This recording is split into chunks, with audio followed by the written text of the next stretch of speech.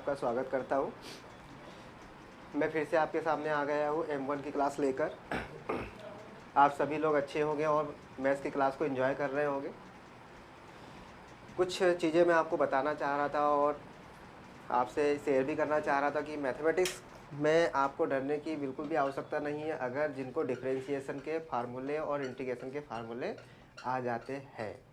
क्योंकि अगर हम रोल्स थ्योरम की बात करें और आज आपको एक टॉपिक जो स्टार्ट करने वाला हूँ मैं यूनिट 1 का मीन वैल्यू थ्योरम, जिसे हम लाग्रांजेस मीन वैल्यू थ्योरम के नाम से भी जानते हैं।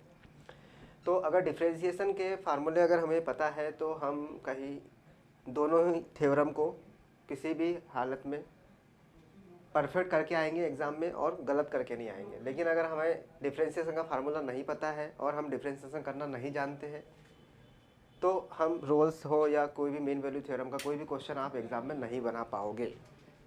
तो थोड़ा सा रिवाइज आप कर लीजिएगा। आपको 11th-12th में जो भी आपने फार्मूले देखे होंगे उसको थोड़ा सा रिवाइज कर लीजिएगा। डिफरेंशिएशन के फार्मूले आप देख लीजिएगा ताकि आपको कोई भी कठिनाई का अनुभव ना हो। आपको घबराने की ज़रूरत नहीं है, एक्सरसाइज ही है, बस थोड़ा सा रिवाइज करना पड़ेगा और चीज़ें आपके सामने बिल्कुल सही हो जाएगी। तो आज हम स्टार्ट कर रहे हैं मीन वैल्यूज थ्योरम, या फिर हम इसे लाग्रांजेस मीन वैल्यू थ्योरम के नाम से भी जानते हैं। अगर दोनों ही प्रॉब्लम्स में अगर आपको नाम दिखा रहे हैं तो आप समझ जाना कि इसको कैसे सॉल्व करेंगे। जैसे आपको एक फार्मूला यहाँ पर दिखाई दे रहा है, हम इसमें एक सिंपल फार्मूला यूज़ करेंगे, F dash C is equal to F B minus F A divided by B minus A. यहाँ कहीं ना कहीं थोड़ी सी सिमिलरिटी आपको रोल्स थ्योरम के दिखाई दे रही होगी। कैसे दिखाई दे रही होगी? ये चीज़ आप रोल्स थ्योरम में भी फाइंड आउट करते थे, एफ बी और एफ ए। यहाँ पर भी हम वही चीज़ कर रहे हैं। एफ डैश सी में उसमें भी हमको रिक्वायरमेंट पड़ती थी, यहाँ पर भी हम वही चीज़ कर रहे हैं।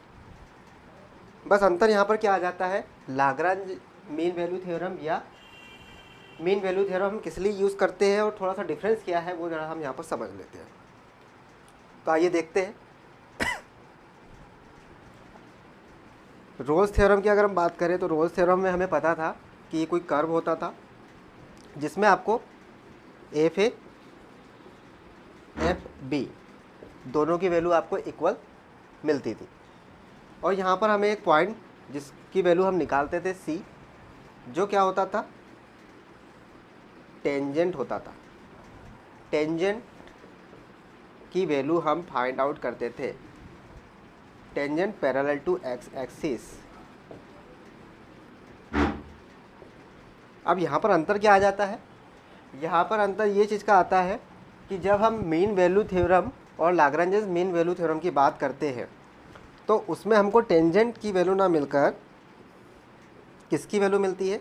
इसमें ये दोनों पॉइंट जो है एफ ए और एफ बी, ये आपको इक्वल नहीं मिलेंगे। F A is not equal to F B. और यहाँ पर आपको पॉइंट की जो वैल्यू मिलेगी वो टेंजेंट ना होकर क्या होगी, स्लोप कहलाएगी। और इसी स्लोप को हम फाइंड आउट करेंगे। इसी स्लोप को हम क्या करेंगे, फाइंड आउट करेंगे। किसकी सहायता से? मीन वैल्यू थ्योरम की सहायता से। आई होप सभी स्टूडेंट को ये चीज़ें क्लियर हो गई होगी कि रोल्स थ्योरम में हम टेंजेंट को फाइंड आउट करते हैं जो पैरेलल टू एक्स एक्सिस होता है, और इसमें दोनों की वैल्यू क्या होती है, फंक्शन एफ ए और एफ बी की वैल्यू इक्वल होती है। इसमें भी हम वैल्यू को फाइंड कर रहे हैं लेकिन उसमें टेंजेंट को फाइंड कर रहे हैं।